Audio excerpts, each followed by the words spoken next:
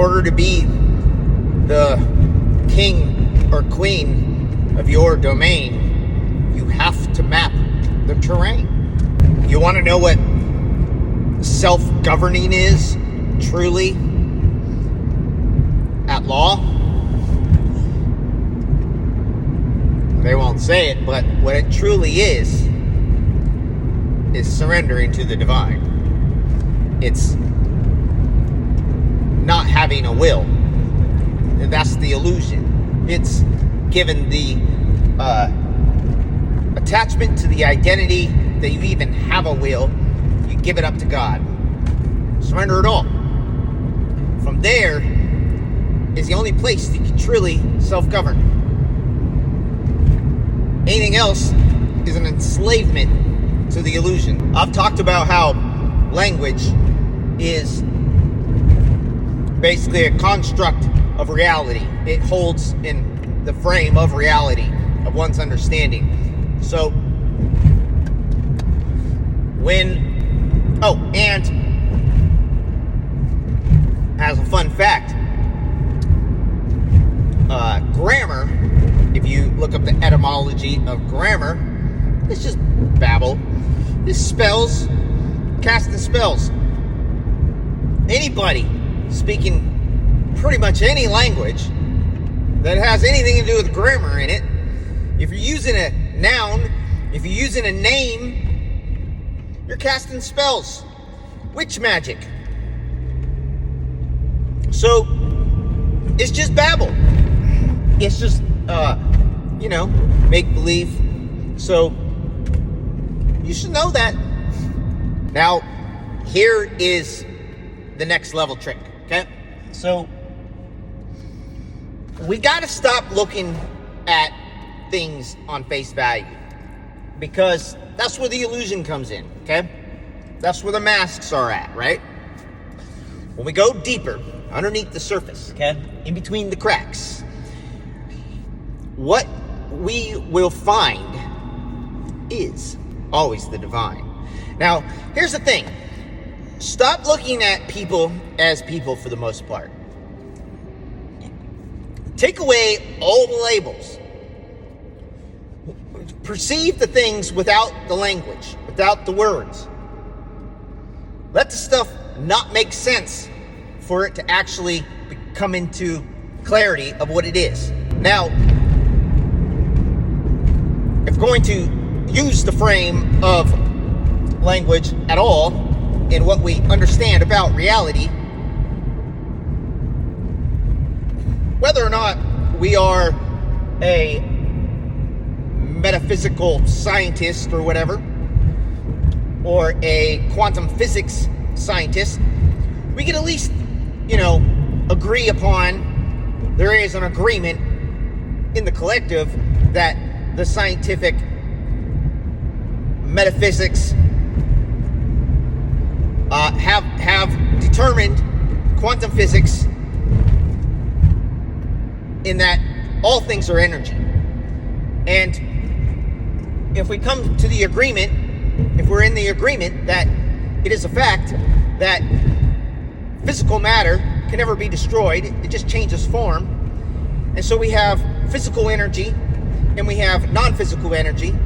And then at the quantum level, even physical is not physical, it's just movement, right? Frequency comes from, the source that it comes from is not physical, right? It comes from the blackness, right? Comes from the source. So from the viewpoint of the reality that all things are energy, right? Then we look at what governs different frequencies of energies, right? And as a human being, whatever you want to call it, because legally I don't really like the word human being anyways, as, this being, what we're doing is we are experiencing life through frequencies of consciousness. Now, look at the energy frequencies. Basically, it's just all code. It's ones and zeros. The map of actual reality that God, universe, creator, the divine, the essence of the fabric of that which is it is all governed divinely perfect. It all has a governed way of behaving. And as a human being, we have these human consciousness experiences, right? Different levels of consciousness experiences that we can have, right? So also we got all these different frequencies of consciousness that we can experience life on. And also on a human level, right? We have programs and systems that, you know, whether human or not, actually, there's programs and systems that play out. So when we're looking at frequencies of consciousness that are governed a certain way, they have laws that determine the scope, the depth, and the capacity of how those frequencies behave. They're unchanging in those frameworks, in those degrees. You raise a degree, lower degree, and the framework rules change. So this also has to do with really everything. So you can look at all of reality as energy frequencies behaving exactly the way that they're governed to behave. Exactly the way that they're supposed to play out, they play out. So the trick is to start being able to identify what it is that we're actually looking at. What is the energy frequency? What's the degree of consciousness that it's coming from? Because that will tell us how it's going to behave. It becomes extremely predictable. And also, there becomes a detachment to how we think things should go or should not go, because we already know how they go, because it's a certain frequency that's playing out exactly the way it's supposed to happen. So especially when it comes to dealing with others, or for that matter, the outside existence of life that we experience from the inside of ourselves. So when we feel or see or experience this resistance from that which we want or experience on the inside to the reflection on the outside, see, this is how we map the terrain. See, when we can look at energy data and just clock what it is, then we can start to govern from a place of groundedness, from a place of centeredness, and from a place of letting things go, letting God willing manifest without you getting in the way. That's your job in self-governing. Self-governing literally is all about not giving up the power to the evil powers that be. You're not giving up your spirit. Not selling out your soul. When you can own your space and not sell out, when you can give it up to God, the time is to unwind all that we called mine. Because when that happens, we'll see, greed is released. The need for almost pretty much anything is released, because the illusion separation starts to disappear. When the illusion disappears, the wanting goes away. And what emerges from within and beneath the surface naturally comes the vibrational frequency of the thing that you wanted in the first place.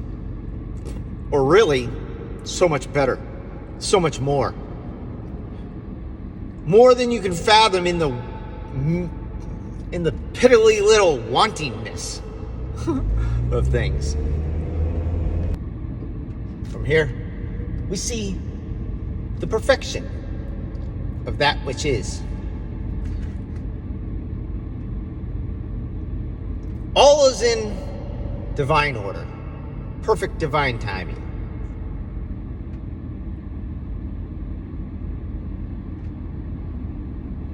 And it's a beautiful place. It's a beautiful place because from here, from this vantage point, it's compassion for all things. It's seeing perfection in all that is. It's the power of transformation, the power of transmutation into elevation, into the pure essence of that which is. These are some of the secrets of alchemy.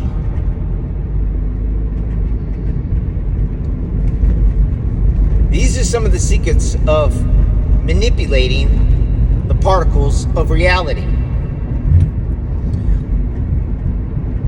And truthfully, it is the spells that we cast in our mind.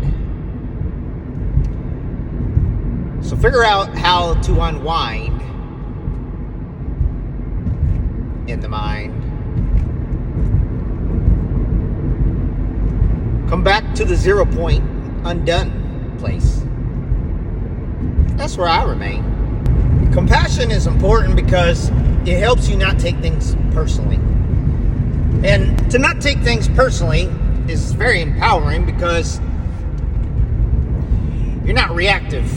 You can be proactive, but not reactive. It's an illusion to think that anybody is doing anything to you. All things are filtered through your perception of reality, which has a huge degree, if not entirely, with your vocabulary, with how you use the words, how you use the structure of language, and how you cast the spells through nouns and grammar. The key to knowing everything is to not know anything. That which is exists. By definition, it is. I can't define me, and no label can hold me. You want to know what's fascinating about the legal system?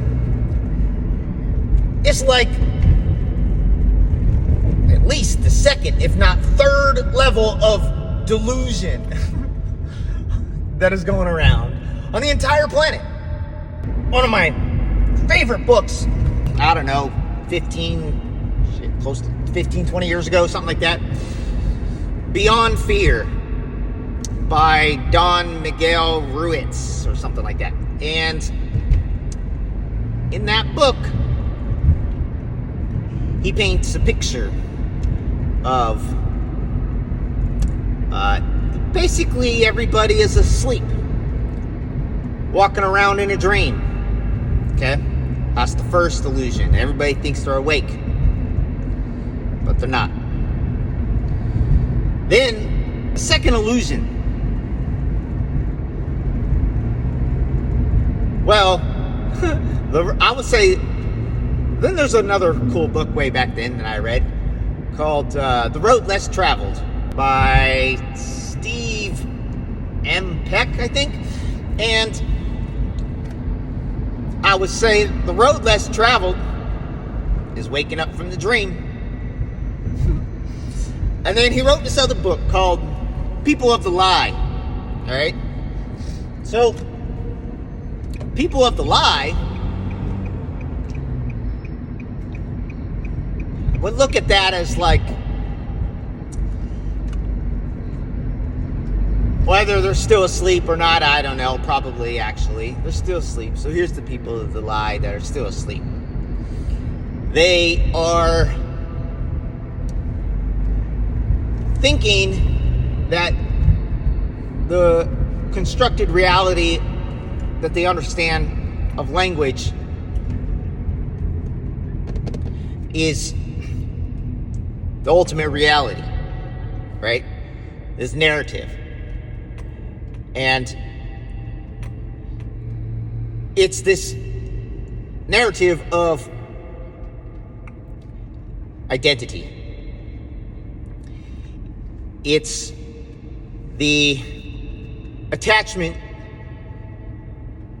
of this knowledge of good and evil, right? The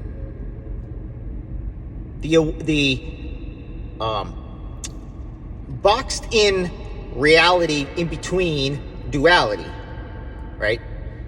This little good versus evil war dynamic, right? That's happening within the dimension of reality, okay? Eating the tree, the apple from the tree of good and evil, right? So this is the trap of the mind through the language that people are living.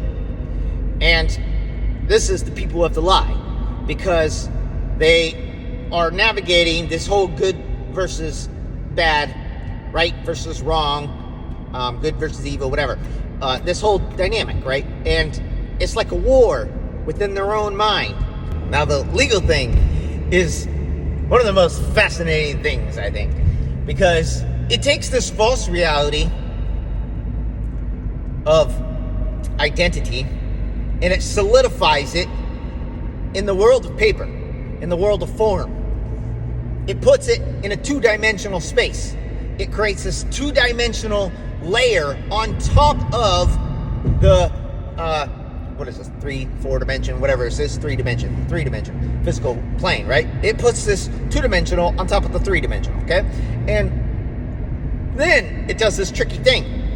It's like, well, since the people of the lie are all asleep, we will just join them with the two-dimensional space, so that they think that their identity is that thing that is listed in the two-dimensional space. So when we put their name on a two-dimensional space and we say, this is you, and they say, okay, it's me. Trap. Gotcha.